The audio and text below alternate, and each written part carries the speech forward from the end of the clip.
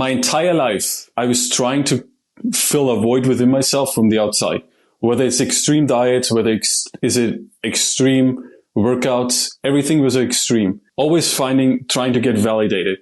This whole modeling thing fell into my lap, and it was another opportunity for me to get a lot of validation from the way I look on the outside. But would I've known then what I know now, I probably would have handled the entire career a little bit differently.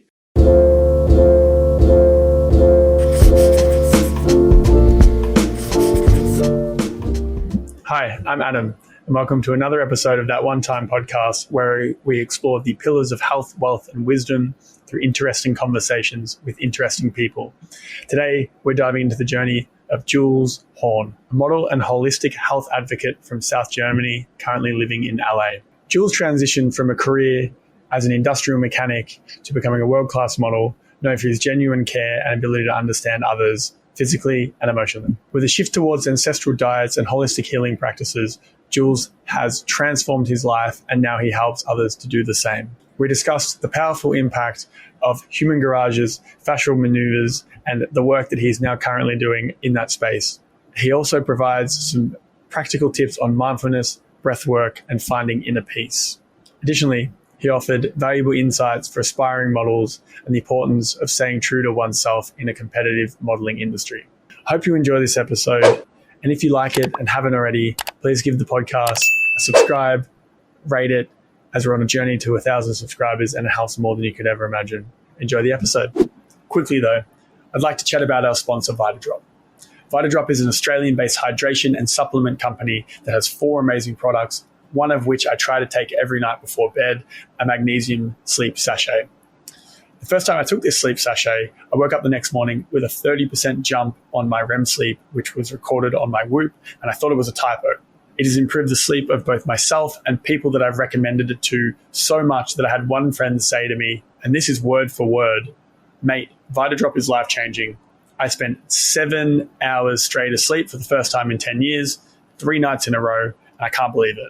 They're also not a one-trick pony. They have a bunch of different drinks for different purposes, including a general hydration drink, a focus drink, which I have here, that can replace your morning coffee, and a collagen supplement.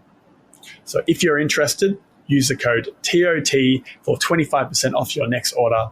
It helps you with a discount, and it helps us allow the podcast to continue. So I think that's a win-win in my books. Now back to the episode. Jules, welcome to the podcast. Thank you, brother. Thank you for having me. I came across your content because I've been following the Human Garage stuff for quite a while now, and I'm very health conscious and considered. And you started popping up in this page that doesn't really make too much sense to me, but I'm very curious about it. And there's a lot of people that seem to be very curious about it. So welcome. I appreciate you coming on the podcast. I'm keen to chat to you about your experiences, your life, how you got to this point, and how people might be able to add some elements of what you do into their lives to improve it. So thank you. Amazing. Thank you. Thank you. Of course. So if you could give us an elevator pitch of who you are, what you do, and how you're contributing to the world, what would that sound like? So in my stage in my life right now, I'm really just trying to help as many people as I can on the healing journey, which I've healed my body. And, it's an endless journey to healing yourself and like to release trauma, emotions and all that stuff. But I'm at a point now where I feel really confident and to just help other people along their way, with Human Garage, like fascia maneuvers, we can release trauma and emotions from the body. And, I do believe that everyone got a superpower from God. And the minute I started doing the maneuvers and then started helping other people, I know that's my superpower, because I've always been really good in holding space for people and listening. And I always wanted to do something more where I say, okay, I want to really have an impact on their life, So now when I do, for example, have a session with someone, I know I can change their life within one session, like profoundly. Because if someone comes to me, let's say the person is 40 years old, has a lot of trauma, emotions stored in the body and like physical pain, I can help that person release a lot of those emotions. Therefore, the pain will go away eventually, and you open space in the body, which is very, very difficult to do in any other way, which I've never experienced any other way. So it's extremely fulfilling to me, and I devoted my life to it, to do this for the rest of my life, to just help and serve other people on the healing journey, you know. Great. And your early years really shape you as a person. So what are the contexts of the early years that allow us to understand you as a human and how you got here? So I grew up in Germany. I have 3 sisters. My dad was a butcher his whole life. Then my mom was working in a bakery, so I grew up very, very simple. Butcher and baker. Yeah. Yeah. Say again? The butcher and butcher baker. and the baker, exactly. Yeah. You can imagine a lot of like bread and sausage rolls all day, you know? I mean, it sounds great. Which, you know, and then I went to school till 16, and I actually started working as a mechanic, industrial mechanic, which kind of like is very interesting, because now I do work for the Human Garage. You know, it's nothing, there's no contract or anything, but under the umbrella of Human Garage as a human mechanic in a sense, you know, which is kind of interesting. So that's how they started in a actual garage. And then someone said to Gary, "Oh yeah, you're a human mechanic." So anyways, then I started modeling when I was 23, you know, and came to New York when I was 24. Oh yeah, 25. And did the whole fashion thing for almost 10 years. Always was really intrigued in health, wellness, fitness, especially in my late 20s. And then started helping people like with a little bit nutrition, health coaching, fitness coaching, and never really found my purpose in that, because it never really felt 100% right. And then I did a breath coaching certification as well, which I did help others as well. And the same thing, it resonated, but never really fully touched my heart in that sense. So long story short, I really had a lot of pain, my lower back, and my hips were always extremely tight, which I know now from what it comes from. We can go into that a little bit later, but basically Human Garage fell sort of like in my lap, and I saw it on Instagram. A friend of mine recommended it to me, and then I was in extreme pain and just started doing it. And all of a sudden, like, everything changed, you know, and that's when that brought me to this point where I'm now in my life, you know, just doing it myself. And then all of a sudden, like, wow, this is incredible. I changed me, it changed who I am, changed the way I think, the way I speak, the way I am as a man. And then now I'm just like, as I said, want to just help other people to feel the same way, you know, because I get up every day. I'm extremely grateful, excited for every single day and for the life I have. And I do feel and really mean that everyone deserves to feel that way, the way I feel every day. And that's kind of like my mission, you know, to help everyone in the best way possible.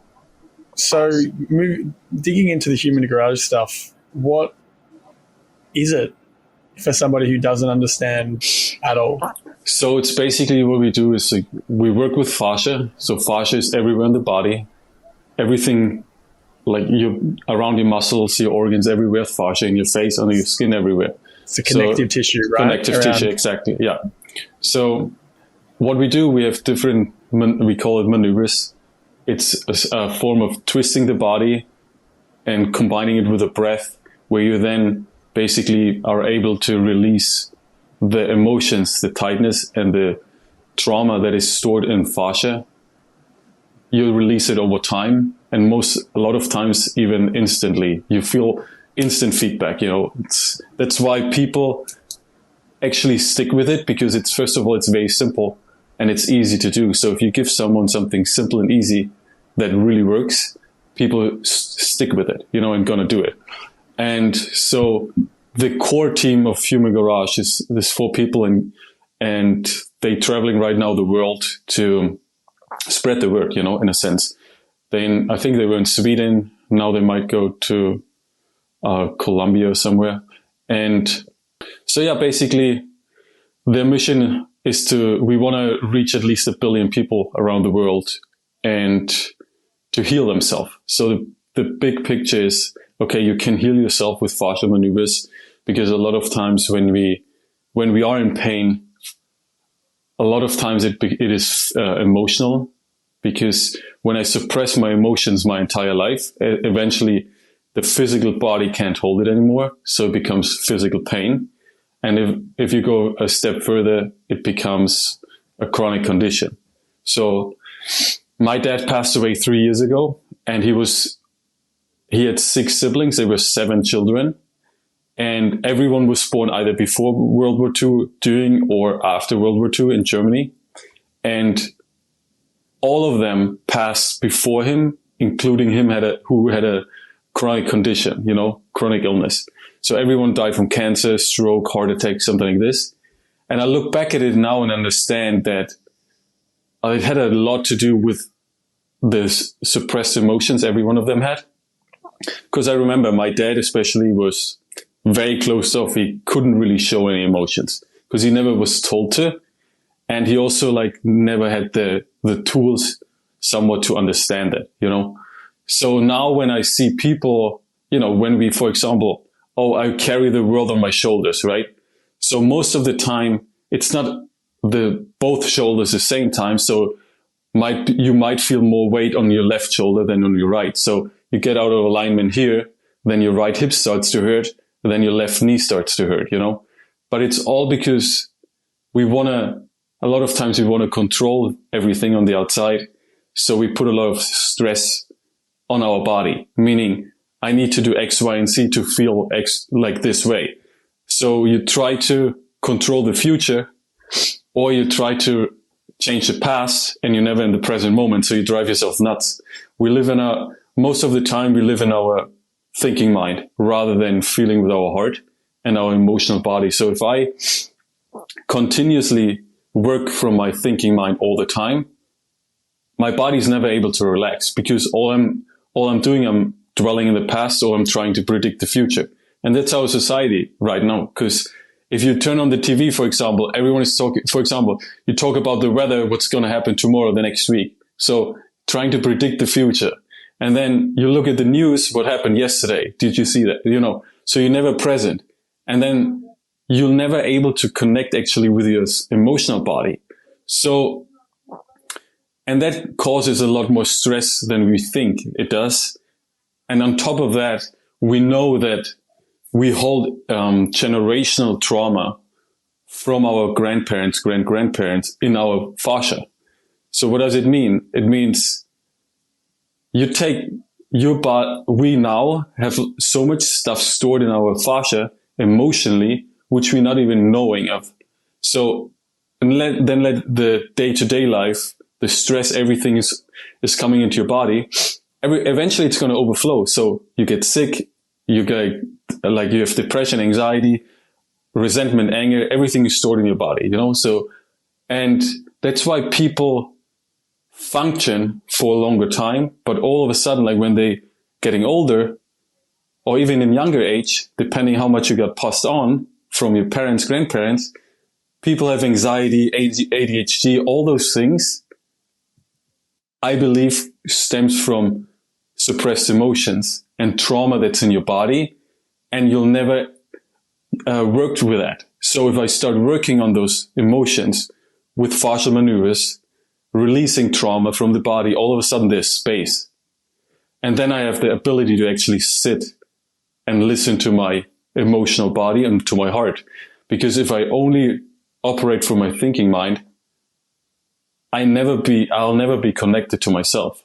Because all I'm doing is thinking about whatever happens next, And that's when really shit hits the fan in a sense. Because then you're I've seen it for myself, dude. It's my entire life, I was trying to fill a void within myself from the outside. Whether it's extreme diets, is it extreme workouts, everything was extreme. In my early 20s, I was a big drinker before I started all this modeling stuff. From 18 to 23, a huge drinker every weekend. And I needed to be the drunkest in order to get validated from my friends. So I feel good within myself, always trying to get validated. And then in a sense, if I look at it from now, looking back, this whole modeling thing fell into my lap, and it was another opportunity for me to get a lot of validation from the way I look on the outside, which was, I'm grateful for this opportunity and for all that.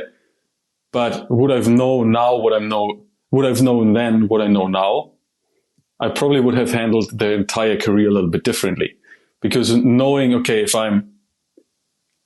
everything I need is already within myself, yes, I want to take care of myself. I want to look a certain way and I want to be healthy, but I can't control everything. So if you go through life like this a little bit more, all of a sudden, like, life becomes extremely easy, because we have two choices in life, right? So it's either you surrender to what is, or you resist. And my entire life I was resisting, because I'm trying to change things in the future, or trying to change things in the past, and trying to get validated in whatever way possible. So I resist to what actually is, because I never was present in the moment. If I'm never present in the moment, all I'm doing is I'm in fight or flight mode 24/7, and my body's just under stress. And then I can go on a diet. I can go on a crazy workout plan for a certain amount of time, but it never is long lasting, because everything extreme, first of all, eventually breaks. And then I now tell people, and I know it for myself, is I see the emotional body as a foundation of our self, meaning if I have a solid foundation, so if I work through my trauma, emotions, all that stuff, I work through it, I can build a really solid foundation. And all of a sudden I'm able to build a house on it. What I mean with that is like, okay, now I can build a physical body on that that's actually sustainable. Because if I trying to build a physical body on a broken foundation, guess what? The first event happens in your life, and then people fall off. They don't work out anymore. They eat shit, and that's all connected. Because if I know truly who I am and I feel good in my body, I make different choices. I don't want to drink alcohol all the time. I don't want to eat crappy food, because it doesn't serve me anymore. Because it's not, I don't have to run away from something. I don't have to try to fill that void with like numbing myself out and getting like the dopamine rush from whether it's taking drugs, whether it's like alcohol, whether it's like junk food to feel good, because I already feel good in my body, and then all of a sudden you reduce stress in the body. So you have lower cortisol levels. Your adrenal glands don't overwork anymore. There's not like, you don't feel anxiety, because you feel peaceful from within. And then anything you do, which I've seen for myself, all of a sudden, okay, if I want to go out once a week and have a pizza, I'm going to do that. And it's not going to affect me, because it's also, I don't have negative emotions attached to it. If I do it, I actually enjoy it. So my body recognizes its food differently. It's the same. I used to never drink beer anymore. I had a friend come over the other day and he was like, oh, I bought some German beer. Let's have some. And I said, sure, let's have a beer. Dude, I felt amazing afterwards, and I felt amazing the next day, because I fully enjoyed it. And it's really stems all, okay, if I drink beer to trying to feel good, and also already knowing in the back of my head, oh, it's going to not make me feel good, the next day you feel like shit and you won't drink it, don't want to drink it again, but yet you do it in order to feel good, So everything in life circles around that, in my opinion. And that's the way I feel. Meaning it circles around how settled I am in my body. How well do I feel in my emotion with my emotional body? How well do I feel when I sit down and do nothing? And if we understand that, and knowing that everything we need is already within ourselves, and there's really nothing to be found on the outside other than like trouble, then, we operate from a different point of view. And then we also have more compassion for other people. Because if I now see someone who's really struggling, I'm like, okay, even if the person is not nice to me, and it's still a constant learning for me, if the person is not nice, I understand, okay, this person goes through their own stuff, How can I support that he or she to get out of this struggle, And that's kind of like where my mission lies, and what I want to do for for the world and for the people, you know? You mentioned the negative emotions attached to eating unhealthy foods. Is that something that you used to have when you were deep in your modeling career? You know, I did. It's at one point, when I was like maybe 28 or something, I would be on an extreme diet. So I would not eat like keto diet, for example. I was on a keto diet and I would not eat any food, any sugar, nothing but unhealthy, like extreme once more, you know? So, and then I would go out it would be like this. If I would have a bite of a dessert, I would have to have like 5 or 6 of them. Yeah. I would eat till I'm sick, you know? And now I'm like, it's unhealthy, you know? It's very unhealthy because then the next day you feel like shit and then you're like, okay, I'm not going to do that again. And then 6 weeks later, the same situation rolls around and you do it again. Unless you change something, you understand that I can have a quarter of a piece of cake and be fine, you know, and it doesn't change anything. It's more about it psychologically and like the emotions you have attached to it because you're trying to fill that void. Like, okay, if I eat this now and then you guilt shame yourself, now it's fine. it goes all down the drain. So now I can eat even more, you know? Yeah, I know. Yeah. It's crazy. I understand. That's definitely my main vice is definitely sugary, sweet food late at night. It's like my brain shuts off its ability to have any willpower. Then I just go down a rabbit hole. But the emotions attached to that experience are really resonating because there's a lot of times where I then beat myself up for it the next day, and I say it's the same cycle. So what is a change in the way of communicating to yourself that you have noticed was helpful to steer away from those unhealthy patterns? So, you know, look, it's, as I said, when I started doing those maneuvers and then had someone work with me on it, meaning physically. So how it works, right? If I put a hand on someone, like let's say we would be together right now, I put my hand on your shoulder and you trust me and I'm not like you don't think I'm like a stranger, whatever. Put my hand on your shoulder.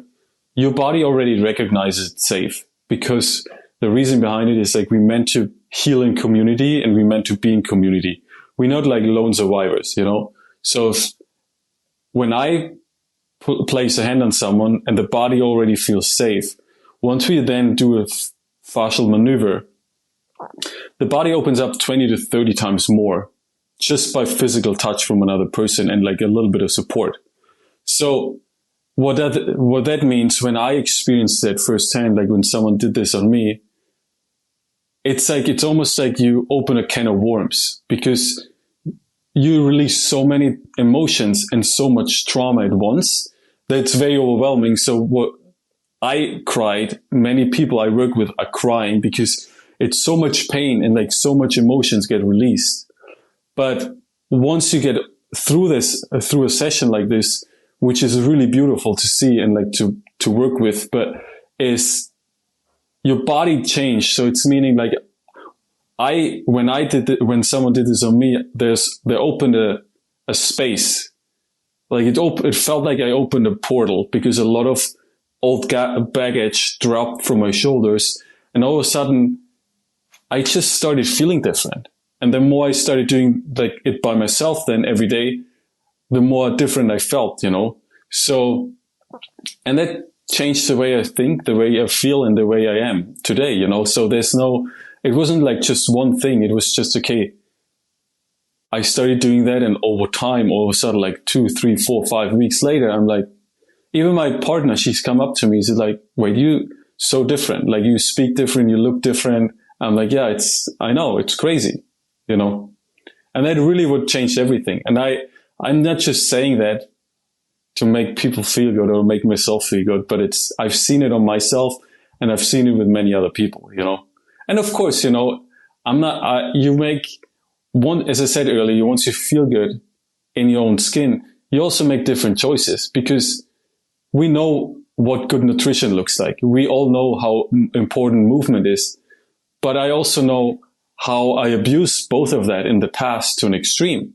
Everything even like if I can drink too much water and it's unhealthy. So if I eat just like, oh, I can't touch a car, whatever, like I need to work out every day, 2 hours, eventually it becomes like a curse. So it's not good for you anymore, you know?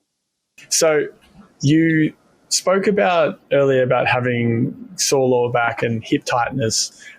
It's something that also I've had issues with over a long period of time. So I'm personally curious about that journey and what caused it, and then what you did to unwind it, and what happened once you unwound it. So what I found for myself, and what I've seen in a lot of other people now, is also, so as a man, particularly, we hold a lot of trauma and emotions in our hips. Okay. So if I try to, take care of everyone, which I used to be a big people pleaser, and I used to want to do everything right for other people, but never really put myself first.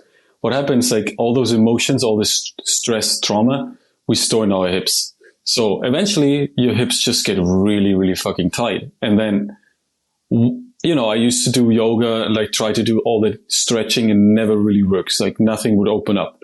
So coming back to once I started doing this human garage stuff, and actually with the breath, releasing all those emotions, all of a sudden my hips started opening up. And the number one thing I also want to mention is whoever listens right now and starts human garage is, don't expect an extreme outcome tomorrow. It took me like 33 years to get really tight in my body, to suppress a lot of emotions in my body. And I can't expect that opens up in one session or by seeing one person one time. It's like, it's a journey, and coming back to, the alchemist, like the journey is a destination. And what I want everyone to know is like, the most important part is really to fall in love with the process. Meaning every day you want to wake up and you want to be excited to do those kind of things, meaning fascia maneuvers, be gentle to yourself, positive self-talk, positive affirmations every single day. And over time, you chip away a little bit more of the trauma, a little bit more of those old emotions, a little bit more of the past. And you reshape your entire body. You reshape your entire emotional body, physical body, and your mind. Because you're not trying to predict what's the outcome. Yes, it's very important to have a vision. Okay, I want to be out of pain. I want to feel a certain way. I don't want to be triggered by X, Y, and Z anymore, which is healthy and important to have that vision. But don't chase the vision. Just leave it there and work towards it, And it's like, I probably heard that saying when they say, okay, if you want to build a wall, you're not going to go out and build the wall all at once. You go, okay, you lay brick by brick, and all of a sudden you have a wall, but you enjoy building that wall.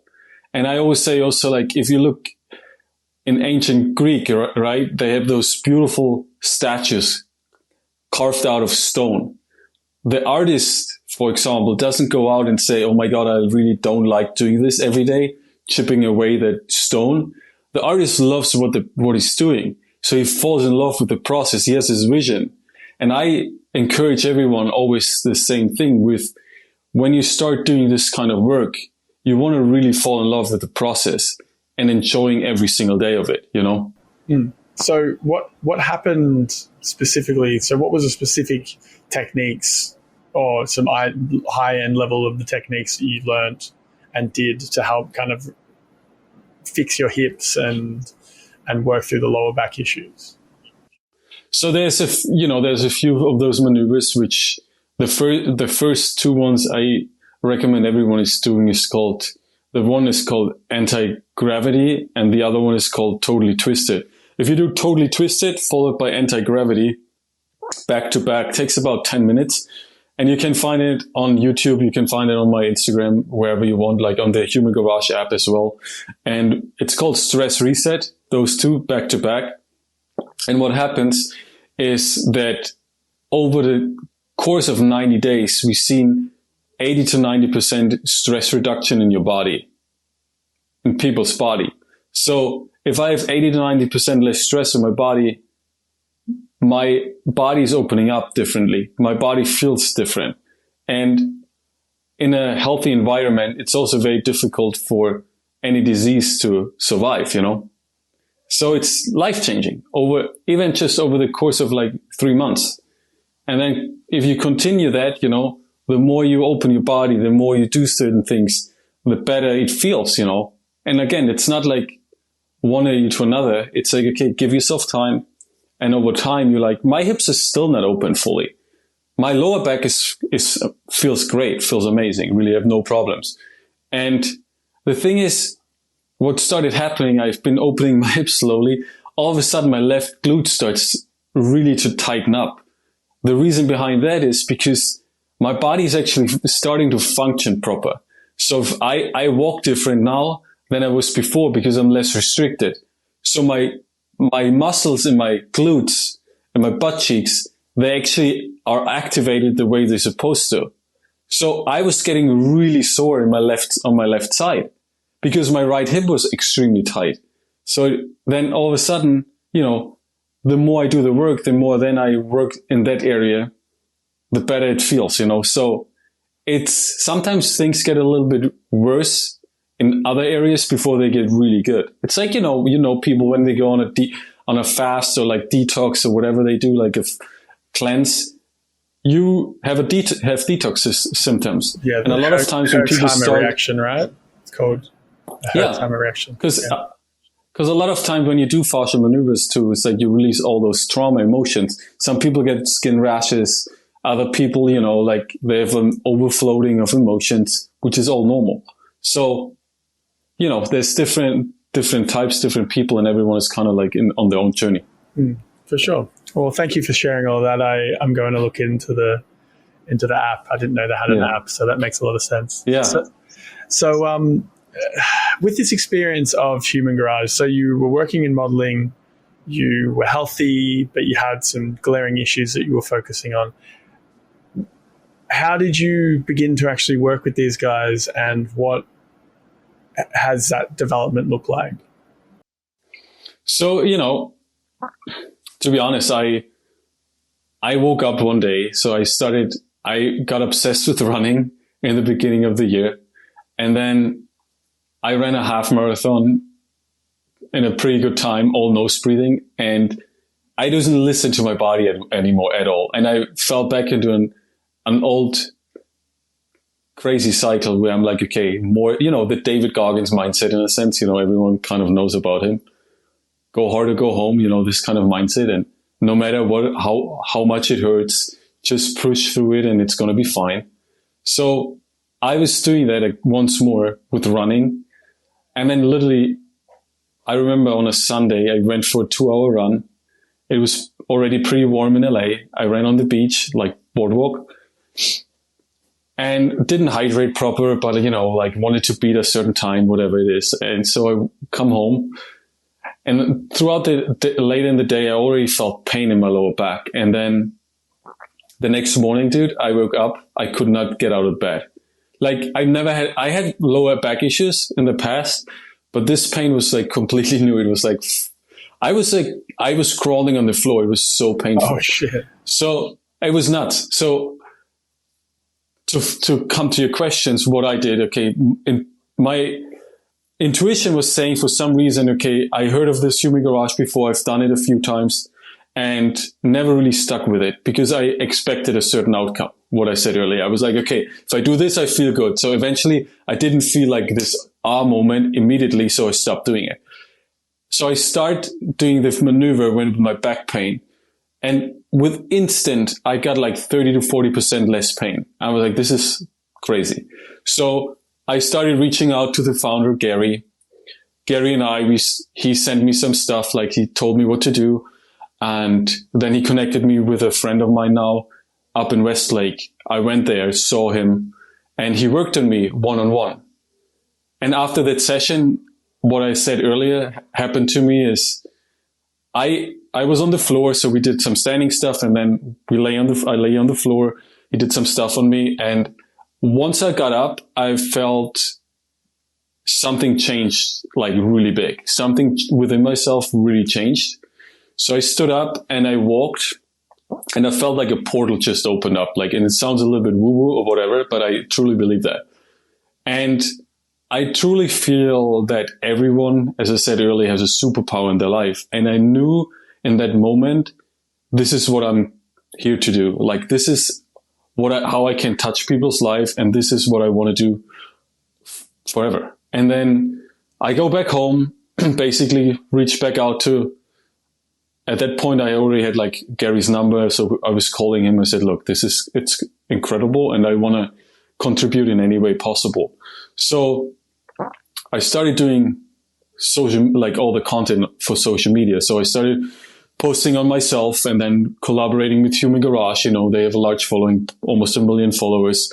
And all of a sudden, like, everything changed. Like, you know, obviously my following was growing in that direction, which was incredible because all I wanted the entire years was like, okay, how can I touch people on a deeper level than just like a fitness program? I don't want to give someone a 6-week program and then afterwards nothing changes. Yeah, they get in shape, but they fall off again. So with this, what I just started doing, like I started doing it myself, and then I met with a team. And the more I like, it's almost like, so I'm like when I get into something, and I do feel everyone is kind of like this, when you really truly find your purpose, it's not work, it's not learning, it's just you soak it up like a sponge because you want to do that. You know, if you look at a musician who's really good, for example, in playing guitar, they're doing that because that's their superpower. They want to do that because they love what they do every second of it. And it's kind of the same way how I describe that. Once I start doing it, I'm like, okay, it's all second nature. I know how to touch myself. I know how to touch other people. I look at it once. It's like a photographic mindset, like mind. You know, you look at it, and all of a sudden I know exactly what to do. And so yeah, we don't have any. There's no certification. You can't be certified because the team, like Gary and the team, they don't ever want it to make this way, because otherwise it becomes like, okay, I'm certified and I can't do that, but it doesn't mean you're actually meant to be doing that. Does it make sense? So there's nothing attached to it. It's either, okay, you understand it, you want to really do it out of passion and out of like joy in helping other people, or you don't, you know. And down the road, I know already it's going to be people, they want to do it, and then they might do it for the wrong reasons, you know, or like I'm doing this now and I can charge an X amount of money. But eventually all that, like, life always finds its way, you know, I mean, and God always does the right thing. So if I do something out of wrong intentions, it's never going to be long lasting. So with that said, to answer fully your question, how I got into it was with my own pain, through connecting through the team Human Garage virtually through Instagram. And then we had a large event here in Malibu end of May. And that's when I met them the first time in person. Then we hung out the next day. I learned a lot more. And, you know, now just the journey is like continually growing for myself, getting more knowledge, seeing more things, trying more things out, working with more people, and, you know, hopefully soon traveling the world and doing that to help other people, you know. What did you notice specifically when you began to make it a regular habit? You know, you said that a lot of things changed in your body and your way of thinking, but what were some specific, 2 or 3 standouts that were really surprising? So for example, you know how some people say, oh, you know, I need a cup of coffee first thing in the morning, unless I can't function, you know, majority of people most likely. So what happens, some days in the beginning, I would wake up, don't feel amazing, whether it's like maybe I ate something wrong, didn't sleep well. I would go outside. Even in the beginning, it was like more like 15, 20 minutes. I would do those maneuvers. Instantly afterwards, I felt my mind was much clearer. I felt amazing in my body, and I didn't even crave any caffeine yet. So I was actually able to delay my entire caffeine intake much more late in the day, you know? And like still before noon, but like more like 9, 10 or 11 rather than 7 a.m., 6 or 7. So this was one of the big things. And then just another thing which really happened fast too is like I wouldn't be on edge anymore as much as I used to, meaning like I wouldn't get pissed off from things that don't really matter anyways. So, and then that's like with everyone. And then the third thing, which really also changed really fast, was like my fiance and we don't argue as much anymore because I just don't worry about it anymore. She started doing it herself. And I'm like, okay, you understand each other a little bit more. And like the nonsense we used to like argue or get in a fight over doesn't really exist anymore because it's only just stuff anyways, it's anyways just stuff. And you worry about shit that doesn't even matter. Unlike I understand she has her own emotions and her own like things in her body, trauma, childhood trauma, whatever it is. And so do I. So most of the time when a couple gets in a fight, it's just the inner child, like both of the inner childs, like busting their heads together and crying for help. So when I sit down or when I start doing the inner work and connect to my emotional body and AKA my inner child, all of a sudden I'm like, okay, I now understand where I'm coming from and I now understand where she's coming from. So there's really no point of arguing. And, of course, we're human, and I'm not saying we never have an argument, but I'm just saying like overall, it has reduced about like 90%, which is amazing. Have you noticed that the less physical tension and frustration you feel, the less it comes out emotionally? I think they're 100%. They're very similar, right? Well, it's like, so just imagine, Adam, if you chronically have lower back pain, it really affects your emotions because you're constantly in pain. And so if someone comes up to you and says one thing that you don't want to hear, you blow up like a balloon, like you blow up like a bomb, and like you start like arguing or yelling, and it has nothing to do with that problem or whatever the person said. It's because you're in unease, you're not in ease. So, and eventually long term, those things cause a disease, so if I'm chronically in pain, my body is out of ease. And what happens if I'm in dis-ease? I develop a disease. That's what the word stands for. I'm out of ease. I'm in dis-ease. So you become like, it becomes chronically, and then, for some people it becomes physically more, for other people it's more mental. So if some people are like, I have ADHD, I have X, Y, and Z, I can't focus, I can't do that. So where did it stem from? It stems from an emotional body that's either suppressed or never really looked after. And then if you stuck all those emotions down more and more, all of a sudden your mind doesn't work either anymore proper because it's all cloudy and it's all like disconnected, So with that disconnection, if someone is in pain, do you think it's worth focusing on the physical first or focusing on the emotional first? Well, it goes both hand in hand, that's what I said. It's not, so the maneuvers we teach and we do is all both of it. It's physical and emotional, and which is the beautiful part of it, because then you can actually, how people, I go to a therapist, I talk through my problems. Yes, I release some emotions, but it takes a very long time. I'm not saying therapy or anything is bad, but we are able now to do the same thing. So if I work with someone, right, I put that person in a position, or I work on that person, I touch a point where extreme emotions are stored. And then when I then start talking to that person, just have that person repeat positive affirmations. You open everything up even further. And that's the power of like words and physical touch and the fascial release. And all of a sudden, like, that's why I said you can change a person's life within one session. And I've seen it for my life changed within one session forever. And I've seen it with people I worked with, and I'm not trying to brag, but if you look at the videos from Gary, I do what he does with people. It's all the same thing, And of course you have to have like some sort of like capacity to hold space and like be able to really feel emotions. And that's like something I said, we all have a superpower. If I can feel emotions, if I can feel energy, then I can work with people different. But it's so powerful. So to your question again, don't focus on either of those both. Just go through the motion and feel what's coming up. sometimes in some sessions you might feel there's more of a physical release, and in other sessions there's more of an emotional release. And in some sessions maybe you don't feel neither of them, but still do it because your body just goes in its own pace, you know? For sure.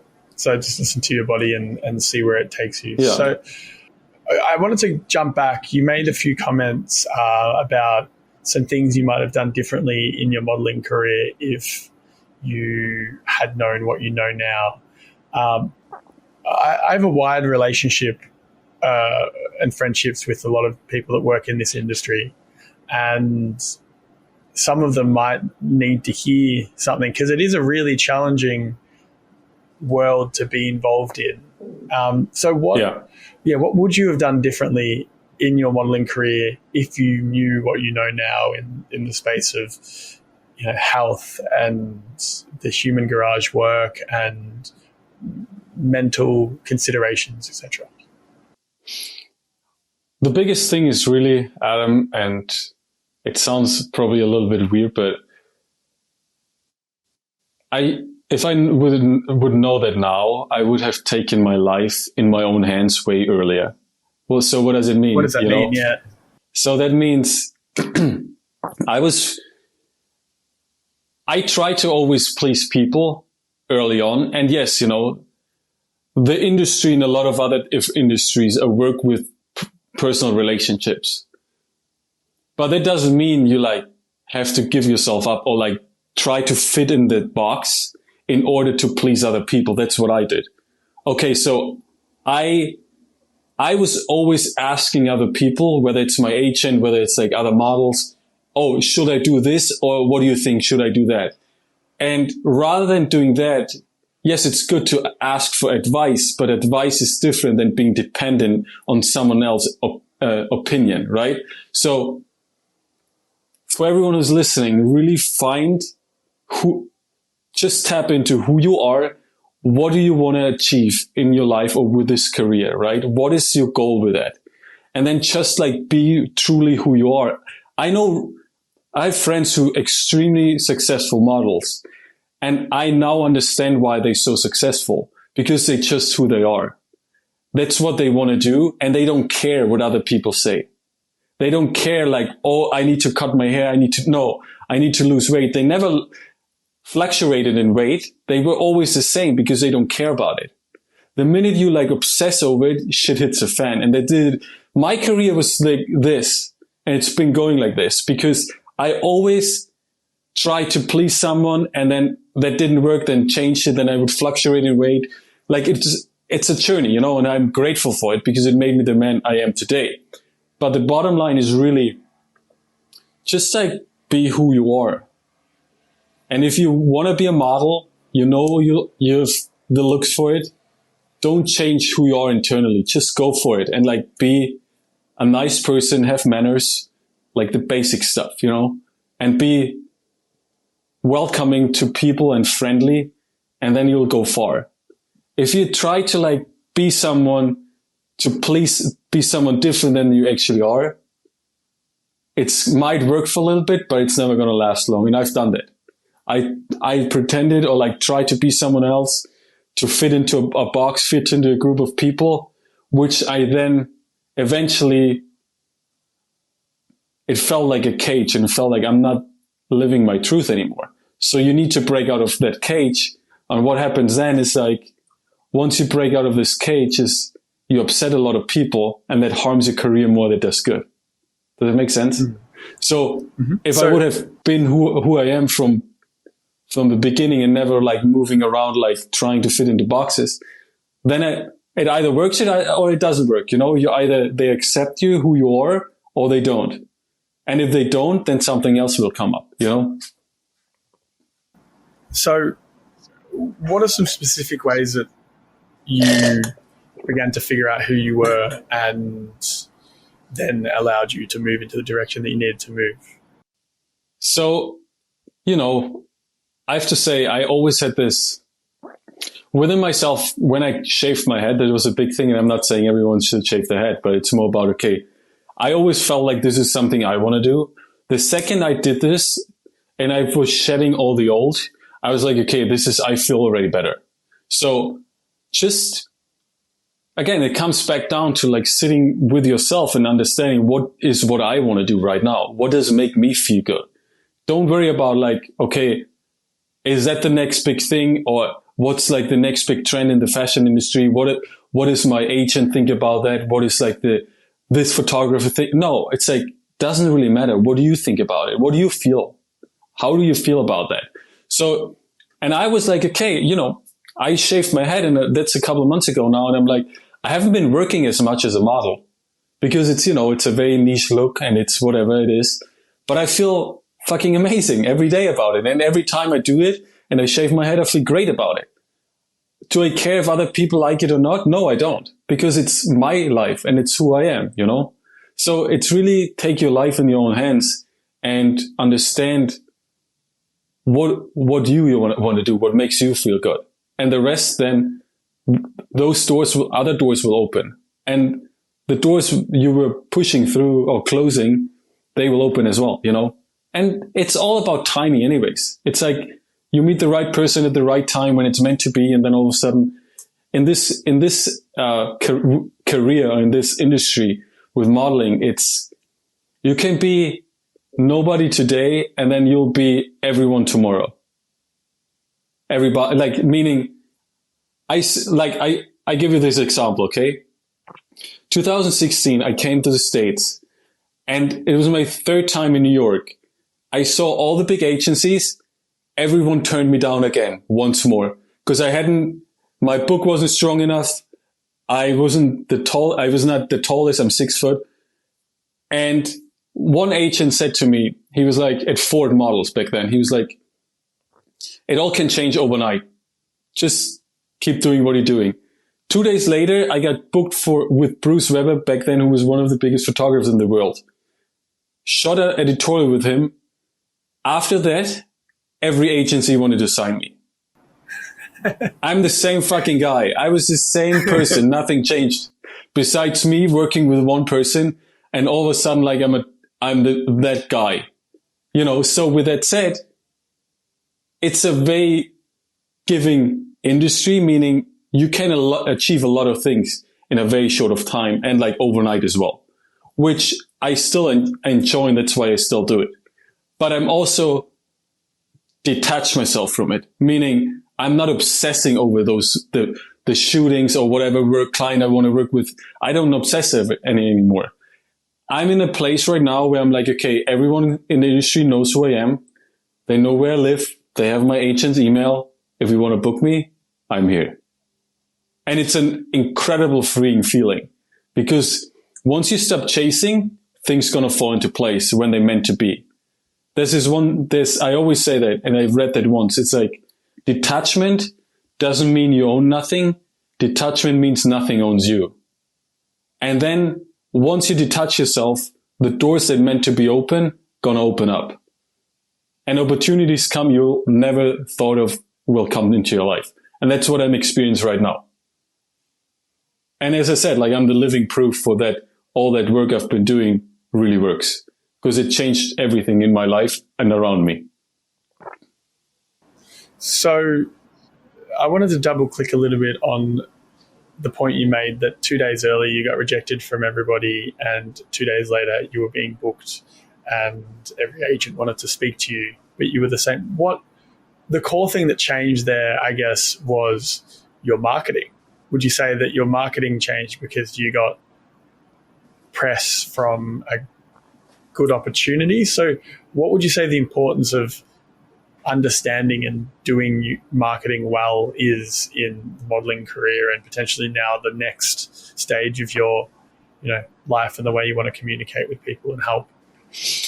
So, well, it's like, I wouldn't say necessarily marketing with that incident I had back then, because it's like, in the modeling industry, it's like, okay, when you work with if I'm a complete new face, which I sort of was back then, you work with one big photographer, which is still possible. One big photographer books you either for editorial or for a brand. And it's almost like, okay, with this opportunity or with this job, you they open a big door for you and you walk through. And now you're in that room. It's like once you work with like the top people, it's a very small group, not very small, but it's a small group of people in that industry. Smaller, everyone kind of knows each other, of each other. So once you're up there, or once you're in that circle, what's happening is like, it's up to you how you stay in there, And so, as I said earlier, what I've done wrong in the past is like, I got into this, I worked in that with those people, and then I tried to please people by changing the way who I am. And since it's never long lasting, you upset people. So when I upset people up there, it's a small world. People talk, right? So then it's like they talked about me in a way I'm not truly who I am. I'm a nice guy, but people got upset of me. So it's like this was pretty much of a limbo, So what I'm doing now, very different, is like, I'm just who I am. And there's really no filter. And it's like, I feel, okay, take me or leave me. If you want to book me, book me. If you want to work with me, work with me.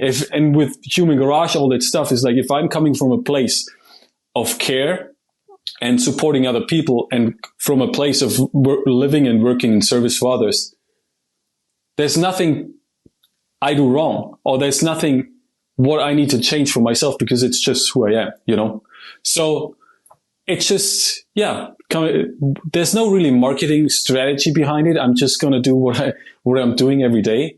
And eventually stores are going to open, because it's just how life is. Once you do good for the world, for other people, it's going to come back to you in some form or the other. Mm. So what did you mentioned that you were in the circle, and then by not being authentic to yourself, you made some kind of relationship errors. You don't have to necessarily talk specifics, but what on a high level were some of those mistakes that you made, and what lessons did you take from it? Well, it was a lot of times it's okay. You want to please a person, so you kind of like, I would change my character type in a sense, like, not that I'm ever been an asshole or anything like this, but I want to hang out with this person, so I'm going to do whatever it takes to hang out with this person, so they like me. And then you kind of like, on the other hand, you like lose who you actually are. So meaning, when I lose who I am because I try to be someone who I am not, what's going to happen is like, it's not sustainable.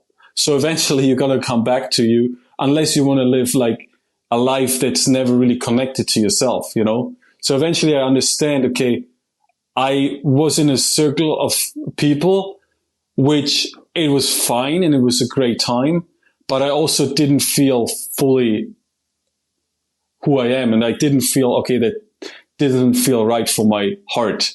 So, and eventually I just listened to my heart and I detached myself from those kind of circles. And then what happens is like, people get really upset because they take it personally, and that they might be hurt, on a friendship emotion level. So, and then, you just kind of like burn a bridge without like wanting to burn a bridge. So what I'm doing, as I said, what I'm doing now different, or what I would have done different now, is like, I wouldn't get in those situations. I'm like, okay, I'm this kind of person.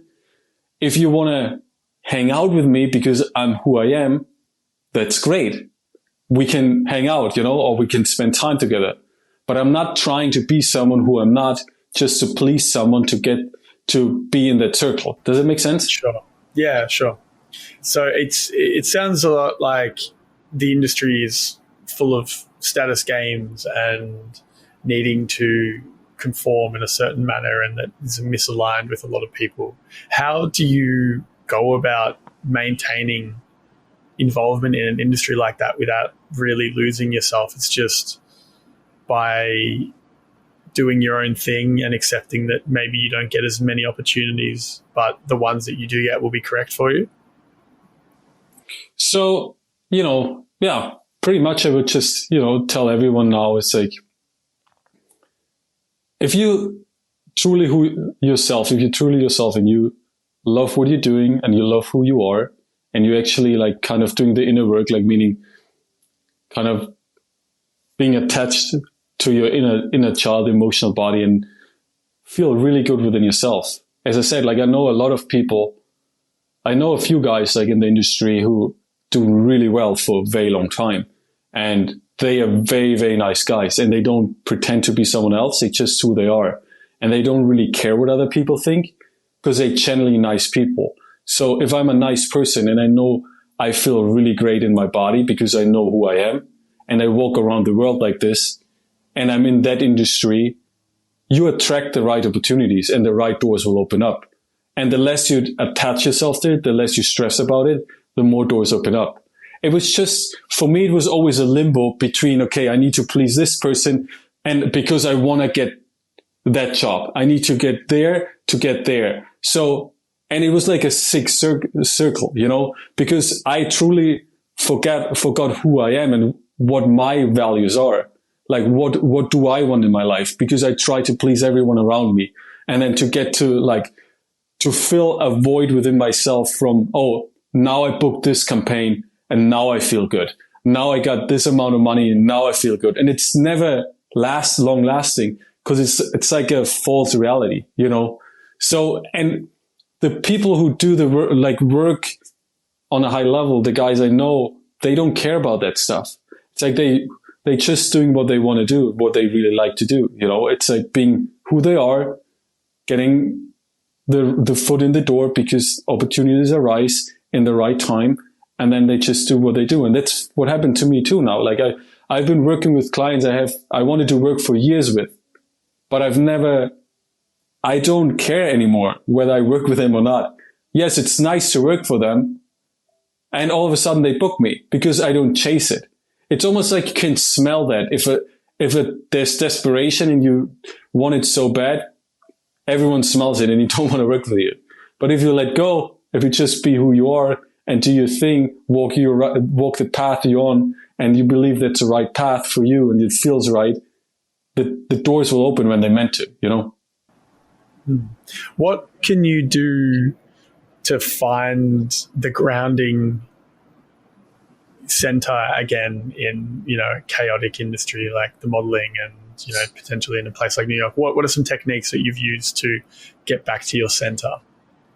So definitely breathing is a big part, so just sit down and set a timer for 5 to 10 minutes and sit down and just to focus on nose breathing. Like you can start with 4 seconds in, 5 seconds out.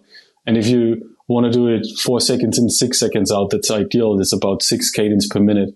And it's proven, and there's studies that this puts you from the fight or flight mode into parasympathetic nervous system. And that's a very simple thing I used to do and still do. Just sit down and do nothing. Just focus on your breath. And it just connects you again with your emotional body. And why a lot of people can't do that is because there's so much trapped emotions that they feel extremely unsettled. So then the next step, as I said, is start to do some fascial maneuvers. And if I would have known that when I was living in New York, I would have been a very different person too. Because the more, you do those 10, 15, 20, 30 minutes a day, instead of scrolling on your phone, all of a sudden, you feel better in your body and you feel home everywhere, because once you feel home in your body, you can be home anywhere in the world. It doesn't matter where you are physically. I can live in Africa and be feeling great in my body. And all of a sudden I see the beauty around me differently. I appreciate the things around me differently. I appreciate the people differently. I talk differently. I'm getting less stressed out. Even in a crazy city like New York or in LA in traffic, I'm not getting anxious anymore. I don't have anxiety because it just is what it is. And there's nothing to be worried about because you can't change it anyways. You can drive yourself, you have two choices. You can drive yourself nuts or you can just let it be. The outcome is most of the time the same, you know. Things, for sure. the world is still spinning. For sure.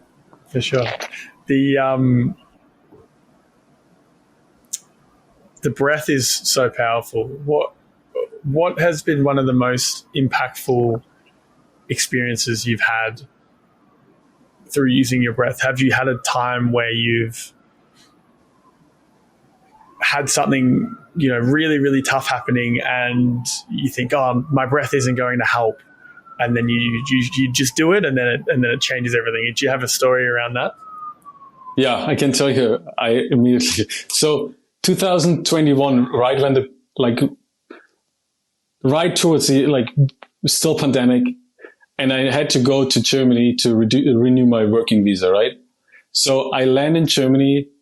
I'm on the train to my dad's back then, and I had scheduled an appointment in Frankfurt, I believe, and back then it was, because of the pandemic, it was a nightmare to get an appointment. So we talk about like 3 months in advance, and I knew if I leave the country, my visa is not valid anymore, and I can't come back to New York. I had my apartment, had everything there.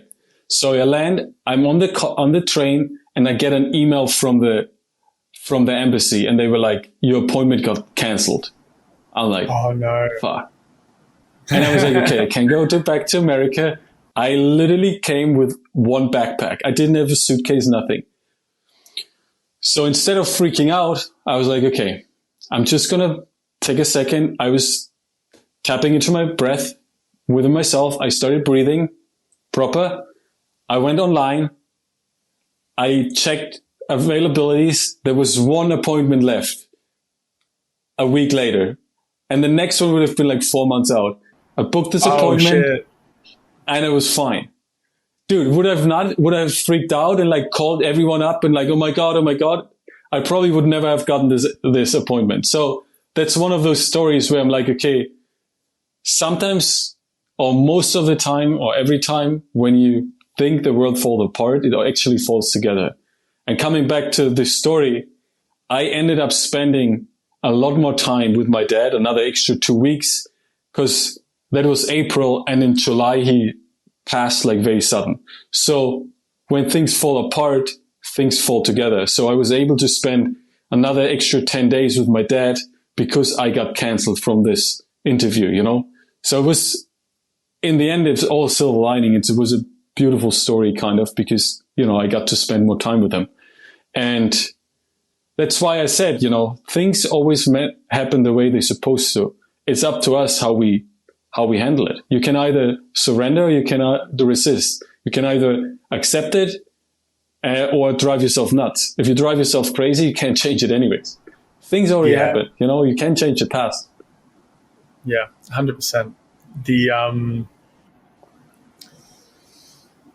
key lesson I'm also taking at the moment is that you don't have to respond straight away to things. You don't have to react. You can take a moment.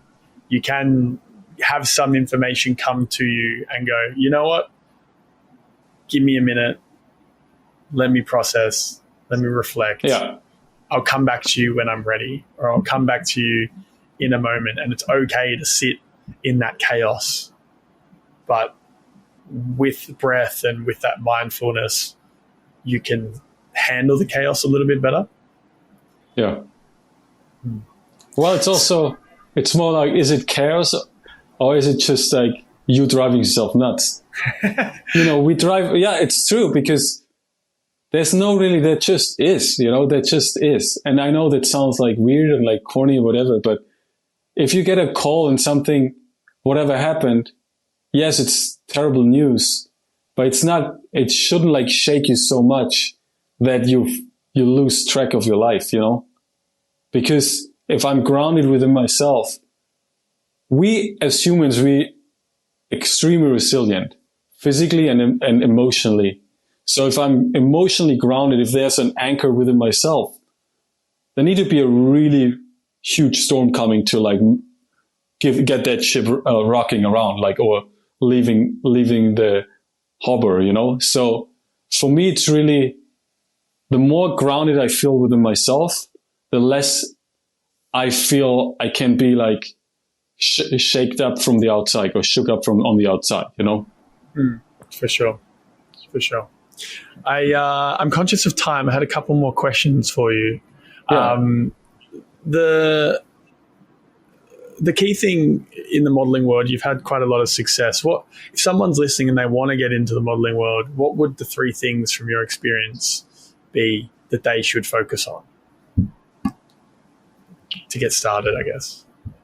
I would say the number one thing is you need to take some sort of digitals, like meaning pictures the way you look right now. It's the number one thing. And then if you like them, send them out to an agency or multiple agencies who you think are great. There's a website called models.com. You can check out the agencies in where you live, and the biggest agencies, there's a ranking and all those things. So that's good to do. It's number one. And then just, obviously take care of your health, like make sure you eat healthy and have a lifestyle that's sustainable, and just be a nice human. That's all it is. Like really just be a nice person. Don't pretend you be someone else, be who you are, and the door's going to open, Okay. So a couple of general questions just to explore some general elements of your understanding of the world. What views do you have that would make most people either scratch their head or potentially get angry? My biggest view right now is really, I fully believe that we can heal ourselves completely of like pretty much everything. If we heal our emotional body, and if we do the work, and eat the right foods, hydrate our body proper, have the right mineralization in our system, our body is extremely resilient, and our body is able to heal itself without much from the outside. And I know that a lot of people going to think I'm nuts, but I fully believe that. What's the biggest thing in the last 2 years that you've changed your mind on? Probably that, I'm guessing. That, and there are a few things, but definitely this one, and nutrition in general. I used to be like vegan, then I was not vegan, and I was vegan. So I changed my mind a lot on I'm just eating like whole foods, I eat the way I feel. When I wake up, I don't really plan a lot of things, and I know it's not an answer everyone wants to hear, because people want like, oh, it's only black and white. You need to do this to feel a certain way.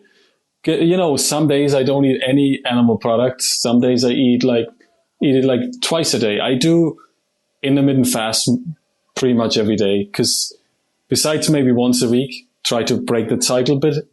It's more about like to hack your system a bit, but I don't believe anymore, that's a big one too, that we need to eat as much food as some people in the fitness industry tell you to do. And I also don't believe we need to eat as much protein as everyone in the fitness industry tells you to do. Because there's a lot going on in our body internally, meaning on a cellular level, that we don't even understand yet.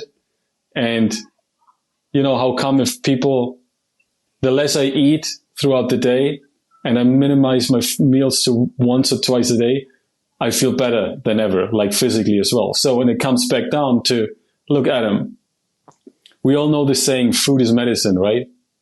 Well, so what happened? We got addicted to the medicine, and then we turned medicine into trash, into poison. And now we're addicted to the poison. So everyone needs to eat 24/7 poison, because your body is addicted to that poison. So if I break that cycle every day a little bit, not to an extreme, but if I abstain from food, I'm actually able to give my body breaks that it heals itself again, or like at least digestively, my digestive system can clean itself. Because if I just pour in food, like you just like clog your system up. So that's one of the big things. I went back and forth many times over the last years when it comes to fasting too, but understanding now, coming back to, okay, I know who I am. I'm emotionally stable enough to understand I don't need to fast to lose weight. I'm not fasting to get like super lean. I'm fasting because it makes me feel good. I'm eating a certain way because it makes me feel good. It's not because I want to fit into the vegan group. I don't want to fit into the carnivore group or the animal-based whatever. It's like, no, it makes me feel good. And that's why I'm eating that way. And if I eat today that way and I want to change it tomorrow, should be fine too, because we're human. We're meant to be changing, you know. Okay. And what's the kindest thing that anyone's ever done for you? The kindest thing ever, let me think. You can't say your mum giving birth because that's a cop-out answer. Yeah, no. You're like, that's not it. You know, it's been like this over the last couple of weeks where I experience, and it all goes in the same way. The kindest thing someone does to me, has done to me, and it happens more and more now, is when the first time someone really saw me for who I am and without judgment, and I can feel the love from their heart coming into my heart. And it's incredibly emotional, because I feel really, when you touch someone on that level, then you like, okay, you feel home again in your body, and you know you belong to something bigger than just yourself, you know? And that happened, like, I feel that was the first time when I really started this one-on-one work at Human Garage. And then when I met Gary, I stood up from the table and I started crying, and I had no idea why I cried. Like, I cried out of joy, and it's like just gratitude, you know, which is incredible.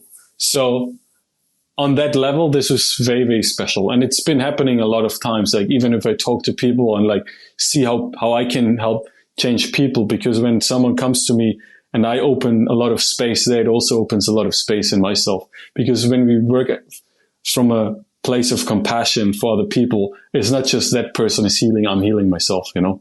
So, and that's why I'm so grateful for what I'm doing now, is because it's like, I'm on this healing journey for myself, and it just gets better by day, which is priceless. What's an example of when someone saw you for you? It's just, you know, like when the person looks in your eyes and like, I really appreciate that you're doing this, or you're here, you know, for who you are. Like, not just, okay, what can you give me? What can you do for me? You know, oh, you look great in pictures. It's like, no, Jules, you really actually are a nice human, you know, and you're doing a great job for what you do. Okay. So is there anything that you're excited about that you want to share for the listeners? So yeah, I'm excited about doing more for Human Garage, with Human Garage. My fiance and I, we also have a retreat coming up end of October in Costa Rica, 28th to the October to the 1st of November. We're doing it's going to be Human Garage, yoga, meditation, and breathwork all together. So I'm excited for this. And then, you know, I'm excited for life every day, but those are a few bigger things, you know, and then just see what else falls into my lap. Great. It all sounds really positive, and you're onto a very, very great path. So brilliant. Thank you. And where can people find you if they're interested in hearing more? So my number one channel is like Instagram. So it's Jules_Horn. And I have a website as well, juleshorn.com. So if people want to reach out there and send me an email or a direct message, please feel free to reach out to me. I'm here. Sounds good. And my last question for the episode is, what do you think the meaning of life is? The meaning of life is finding your why, your purpose, and really everyone should be, or the meaning for me of life is to work in service for other people with the superpower God gave me, and just to be a part of something bigger and not just myself. Great. Thank you, Jules. I appreciate your time. Appreciate your energy. You're welcome, man. You've been great to chat to. Thank you. And look, for anyone interested in helping us out with the podcast. Please give it a like, subscribe, and the rating. It helps us a lot. Jules, until next time, we'll chat soon. Thank you, brother. Yeah, talk soon.